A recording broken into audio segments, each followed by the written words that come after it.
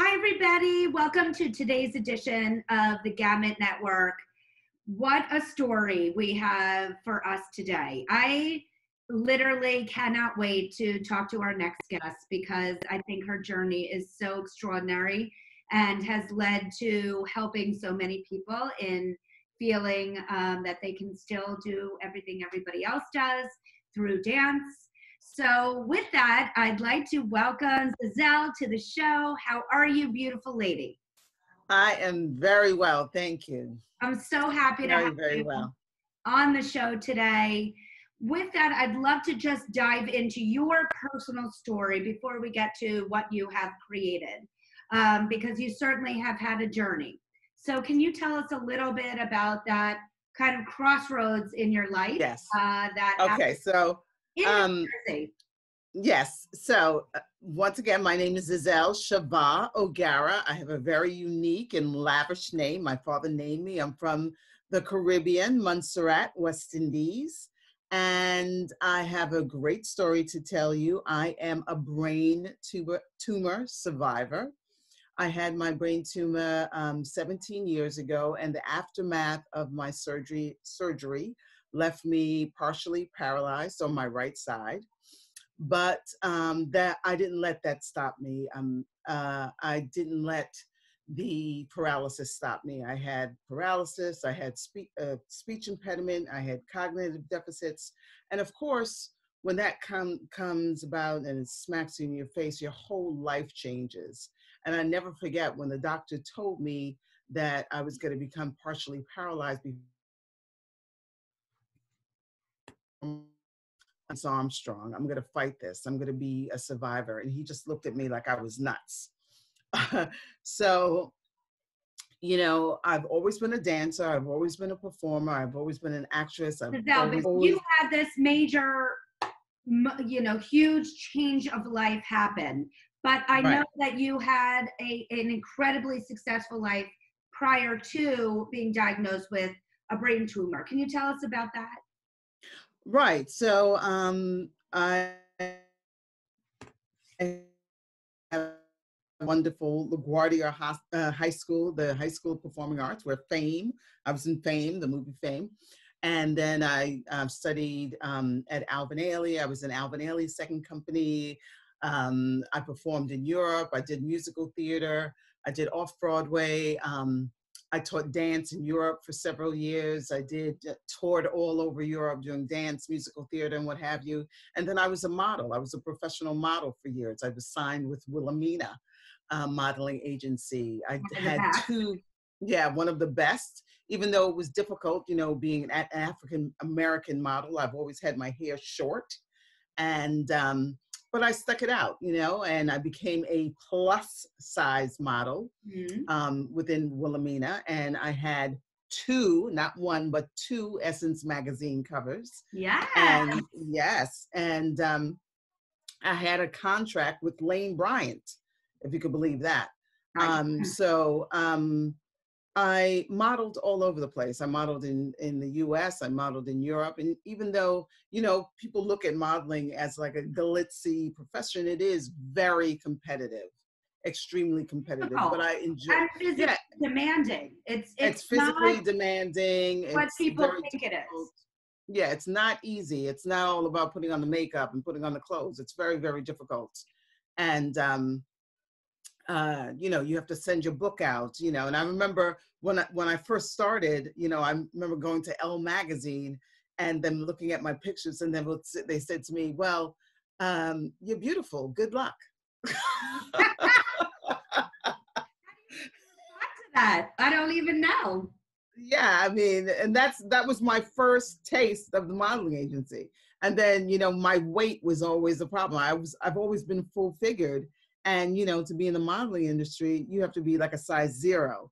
And everyone was telling me, oh, you need to lose 10 pounds. You need to lose 5 pounds. You need to lose 20 pounds. So I was constantly battling my weight, constantly. But finally, I did a shoot where I was doing like these exercises, and I had to wear a unitard and an all-in-one, like a leotard and the skin tight And someone saw me and said, someone from Wilhelmina saw me and said, we would like to see you to be in our plus size division.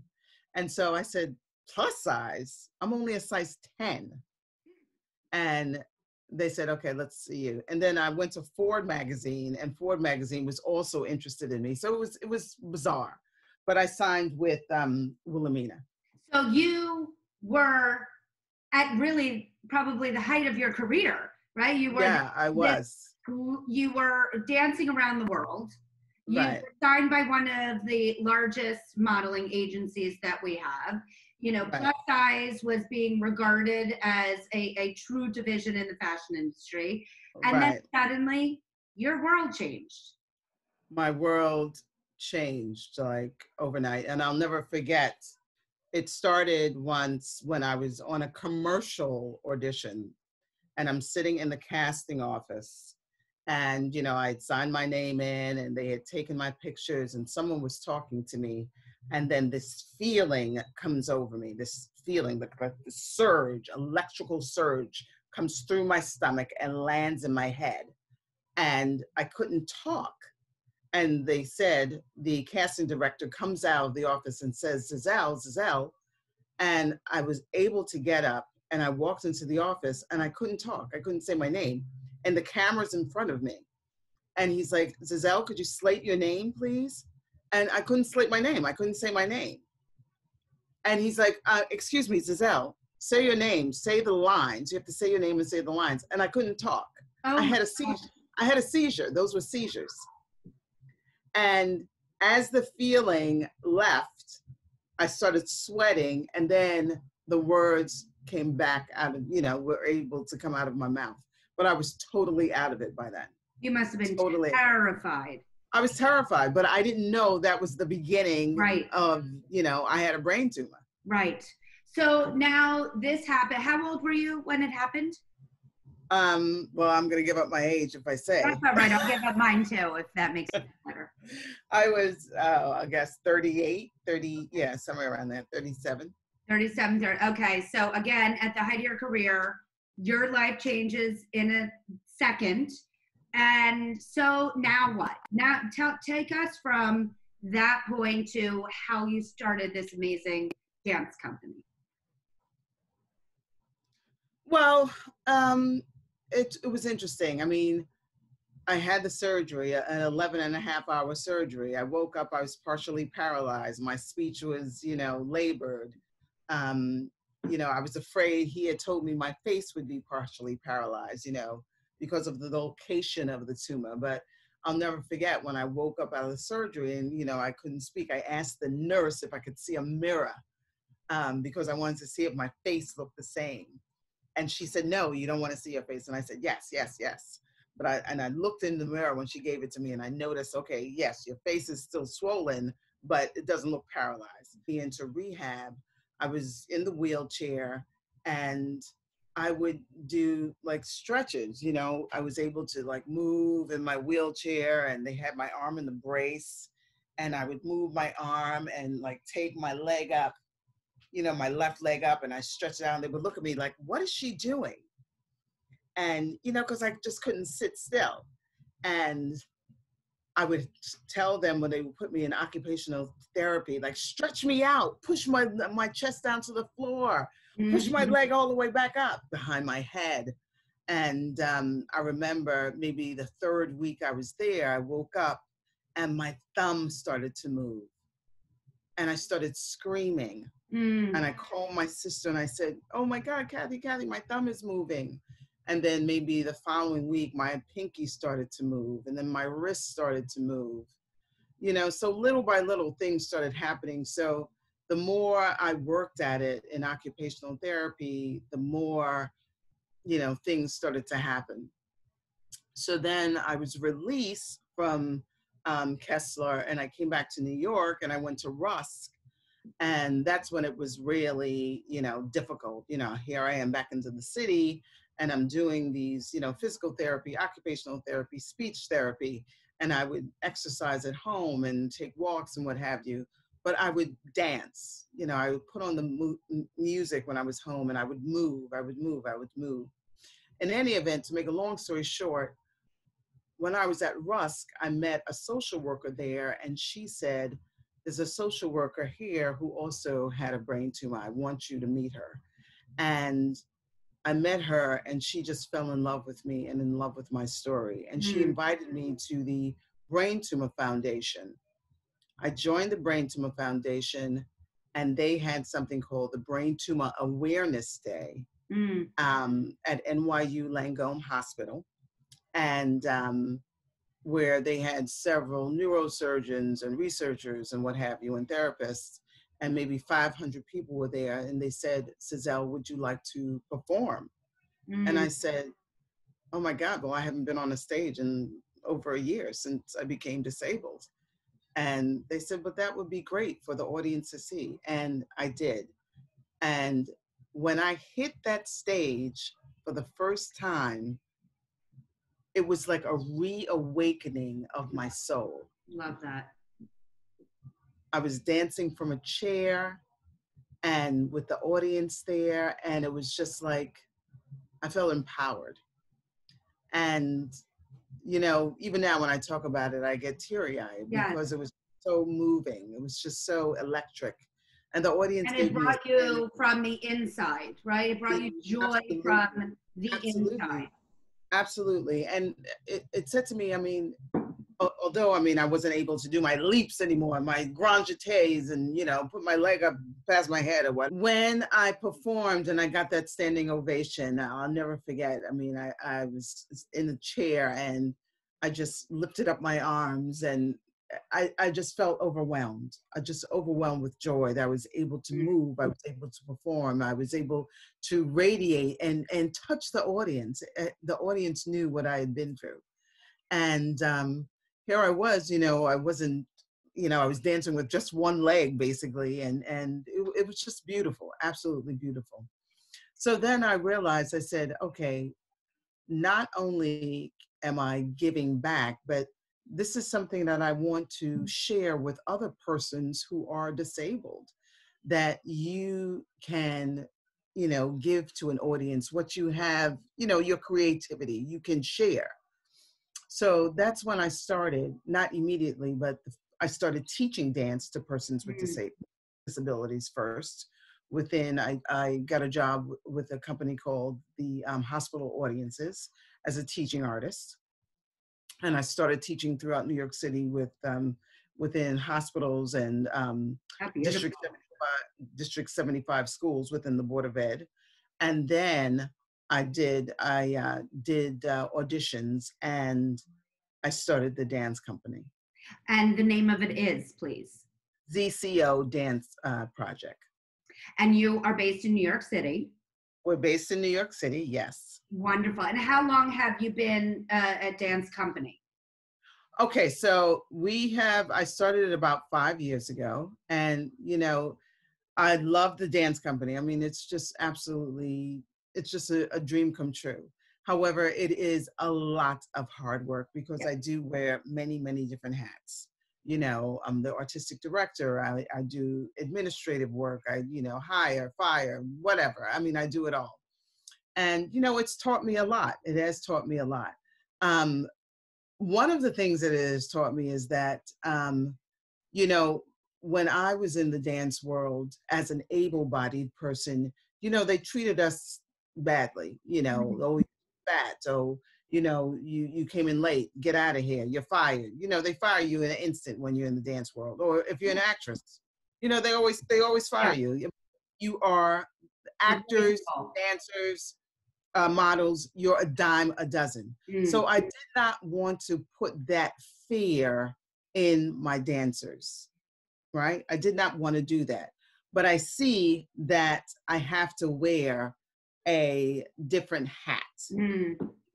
I've been too easy with them. I've been too lenient, much, you know, very lenient. You know, I've just been too easygoing. And I've suffered the consequences for that.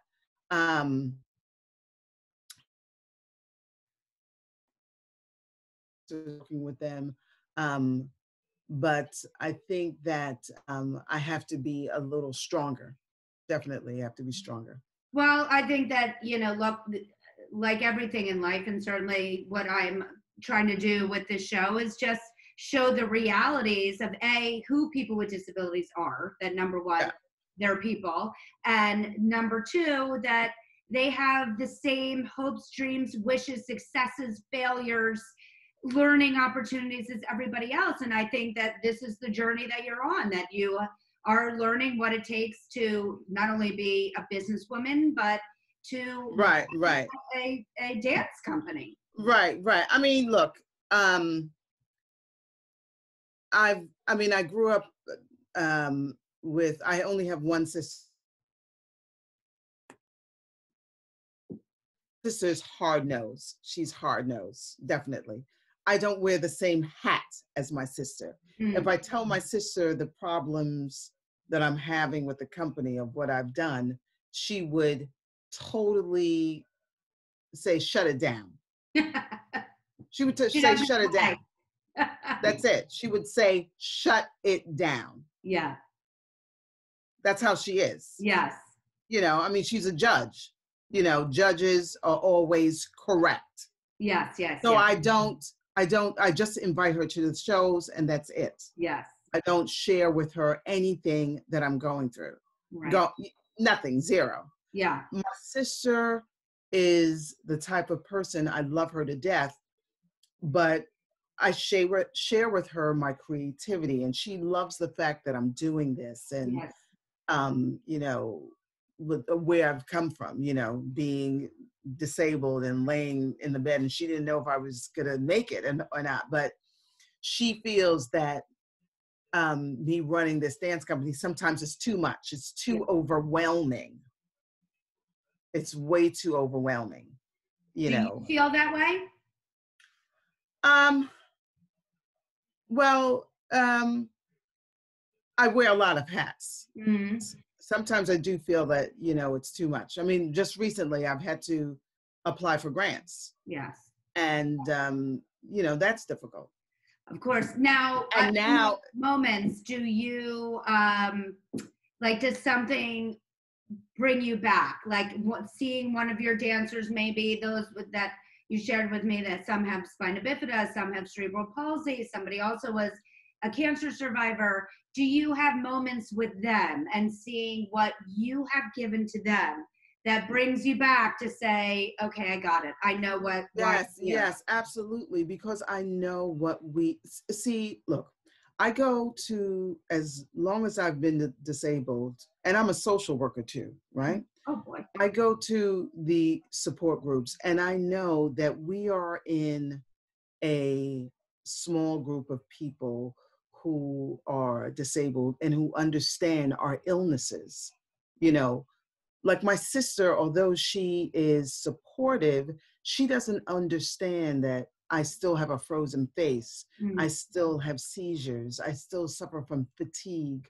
I still have anxiety and fear. And, walking down the street is exhausting. And, I have, a frozen, my circulation in my leg is off. And sometimes I'm riddled with fear. She doesn't understand that. And we all go through these problems. We all go through that. So when I listen to my dancers, sometimes they have, they can't get out of bed, or, they have problems with their wheelchairs or any kind of problems. I understand. Exactly. You're coming to it with empathy and complete understanding, which is yes, is a wonderful gift for your students and company members, that you're not trying to understand it. You do understand it. You live it. I do understand. Absolutely. And that makes you a wonderful dance leader and artist. Yeah, I do understand. And that is absolutely certainly a gift. And to those that are able-bodied in your company, I'm sure now have a greater understanding of what these dancers with disabilities, how much more it takes probably for them to be there and give it their all. Just even get there probably is more difficult. Yeah, sometimes it is hard. I mean, we take Accessoride to get to rehearsals, Mhm. or, getting on the train, or, any kind of transportation is hard. And, and I understand. I understand their problems. Sometimes you wake up in the morning, you're in a depression. Depression is I was going to curse, but depression is a bitch. Yeah, yes. It's very difficult, Yeah. very, very difficult to deal with. But look When at what you have succeeded in. Look at what you have given to your students, to your company members, to right now, to somebody watching this and saying, right. "My God, look what she has accomplished. Look at what the life that she had before, and look at the life that she has now. It is possible." And that's really what we also want to be showing during This is our what absolutely. And this is what I say, I say this to people in my support group as well. Um, I'm not the same Zazel that I was before, wearing my stiletto heels and my mini skirts and, having the men drool over me. That's not the person. I mean, I have problems meeting men now. I mean, if I tell a man that I had a brain tumor, they run away from me. No man wants to be with a brain tumor survivor. They don't, because they don't want to be with a caregiver. They don't want to be their caregiver. Mm. So I don't compete with my old self. I'm not that Zazel. I'm this Zazel. I'm the Zazel, the brain tumor survivor, the disabled, person, the advocate, the creator, ZCO, the social worker. I'm not the Zazel that I was before. I am happy with who I am now. And you have to come to terms with that. Absolutely. What a perfect way to lead into my final question, which is, and this is something that I ask all my guests at the end of the interview, and that's about the power of a vision board. And having a place, whether it's a physical vision board or something that's in your head, that you visualize and see of either who you are going to meet someday or what you are going to accomplish while on this earth. I have very grand visions of bringing this show to a network and changing the way people view people with disabilities in the public eye and who I'm meeting and blah. What or who would be on your vision board? Well, okay, that's very interesting that you said that.